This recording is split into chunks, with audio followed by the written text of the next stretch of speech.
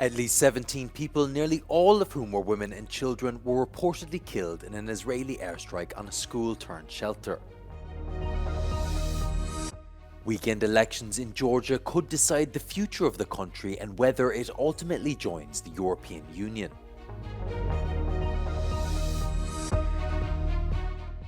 After months of rumors, French retailer Ossian is seemingly set to depart from Russia.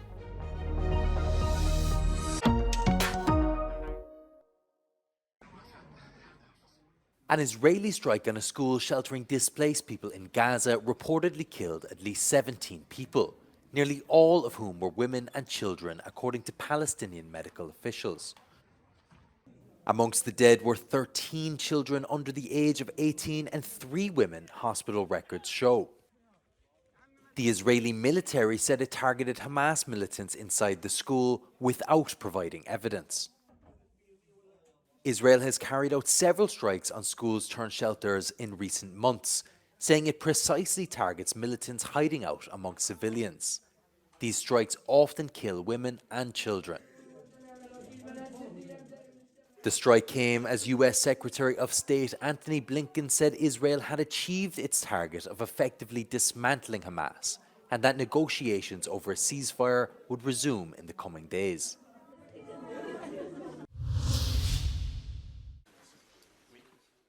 $1 billion in pledges were raised at the International Aid Conference for Lebanon held in Paris. France's Foreign Minister Jean-Noël Barrot announced the conference raised $800 million in humanitarian aid and $200 million in military support for the Lebanese army. President Emmanuel Macron said massive aid is needed to support the country and pledged France would provide a €100 million package. Ce qu'il faut, c'est tout simplement abriter les familles, nourrir les enfants, soigner les blessés, continuer d'assurer la scolarité des élèves. Il faut trouver des solutions d'autant plus vite qu'il faut à tout prix éviter que le déplacement des gens du sud vers Beyrouth et d'autres régions du Liban ne crée de nouvelles divisions parmi les Libanais. La guerre doit cesser au plus vite. Il faut un cessez-le-feu au Liban. The conference, which gathered over 17 nations, raised double of the original appeal of $426 million set by the United Nations. Italy this week announced new aid of €10 million, and Germany on Wednesday pledged an additional €60 million.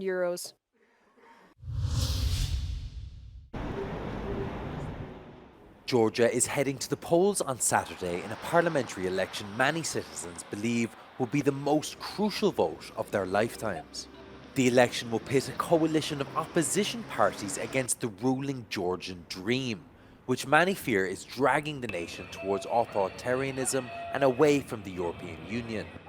Brussels put Georgia's bid for entry to the EU on hold indefinitely in August after the ruling government passed a Russian law cracking down on freedom of speech earlier this year. Georgian Dream argue it needed to curb harmful foreign actors trying to destabilize the country. But journalists and activists say its true goal is to stigmatize them and restrict debate before the election. Many Georgians fear that if the Georgian Dream Party is re-elected, hopes of joining the EU could be permanently extinguished.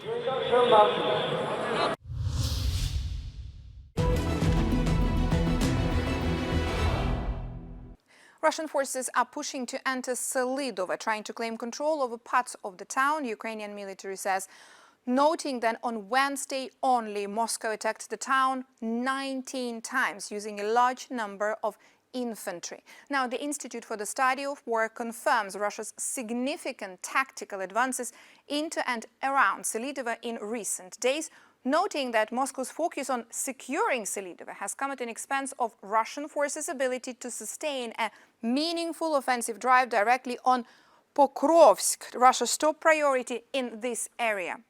Geolocated footage shows that Russian forces have advanced in northeastern and eastern Selidova towards the center of the town.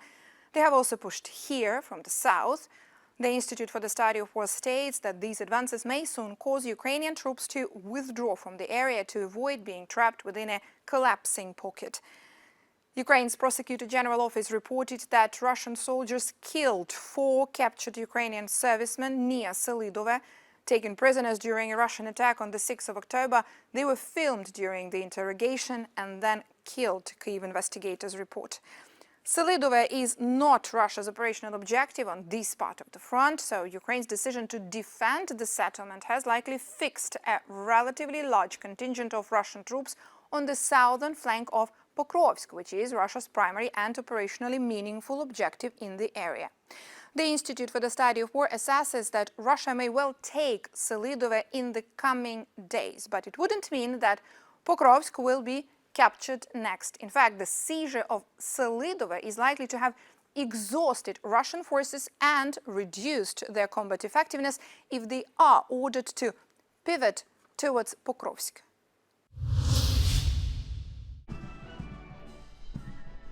Poland's President Andrzej Duda arrived at South Korea's presidential office on Thursday for a summit with President Yoon Suk-yeol. Their meeting takes place in a special context as North Korea has sent troops to Russia as it wages war in Ukraine. Polish and South Korean top security officials already met on Wednesday and agreed to expand their nation's defense cooperation in response. South Korea recently signed a deal to purchase so-called suicide drones from Poland to counter North Korea's rising threats. After months of rumors, Ossian is seemingly set to depart from Russia as it becomes increasingly burdened by the weight of EU sanctions against Moscow. Media reports show that the French supermarket chain owned by the Mullier family narrowed down its options to 2 buyers and that they're in the final stages of negotiations. The retail giant's Russian subsidiary have said they will not comment on the rumors, but if rumors are true, Ossian would join the list of over 1,000 companies that curtailed operations in Russia following Moscow's full-scale invasion into Ukraine. The retail giant built up a loyal customer base after operating in Russia for more than 20 years and previously refused to leave as they claimed they did not want to penalize the local community. It is said that the retailer is also looking to withdraw from Hungary, but will remain in Ukraine. Enlargement will remain. President of the European Commission Ursula von der Leyen is expected to arrive in Serbia as part of a tour of the Balkans promoting EU enlargement. Von der Leyen's expected visit to Serbia comes only a day after visiting Bosnia and Herzegovina as well as North Macedonia. Whilst in North Macedonia, von der Leyen said the country had made great progress in implementing reforms necessary to join the EU. Von der Leyen said the EU was committed to its enlargement plans and it will be the Union's top priority. The Commission President also visited a central Bosnian village after it was devastated by recent floods and landslides, saying the EU stood with the country. After the disaster claimed 27 lives, Bosnia sought EU aid and many countries sent teams to help through the EU's civil protection mechanism.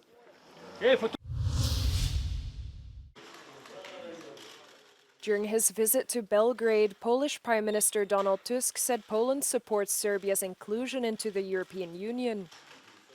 Tusk's meeting with Serbian President Alexander Vučić comes ahead of Poland's presidency of the Council starting in January. The Polish Prime Minister said EU enlargement, including close relations with Serbia, will be a key focus during Poland's presidency of bloc. Bez Serbii Europejska Unia nie jest kompletna. Pozdrawiam ekonomski úspech Serbie. Ekonomski, jaka Serbia je dobić za Europejską Unię. Tusk believes their conversation will act as an incentive to encourage cooperation between the EU and Serbia. He also acknowledged Serbia's efforts to help Ukraine despite their different stances on sanctioning Russia.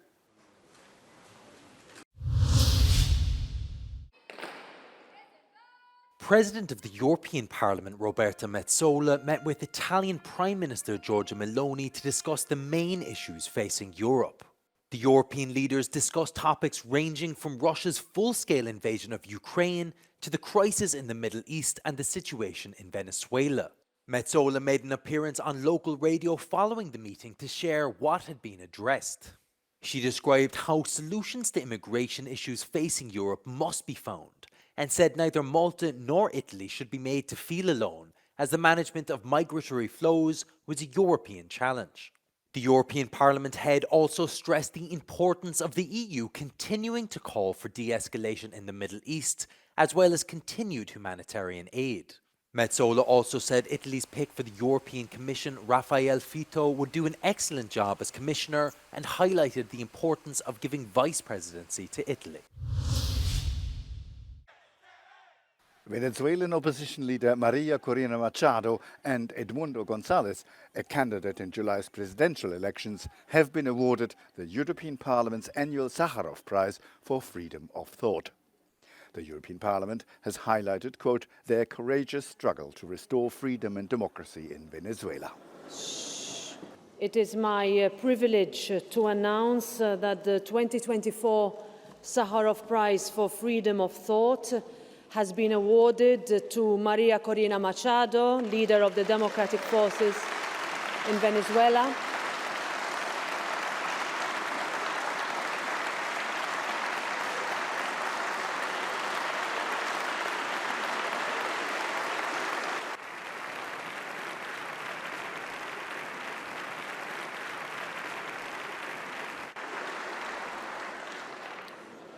Leader of the Democratic Forces in Venezuela and President-elect Edmundo González Urrutia, representing all Venezuelans.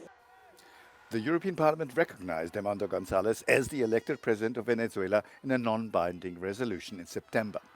The award will be presented on 18th December.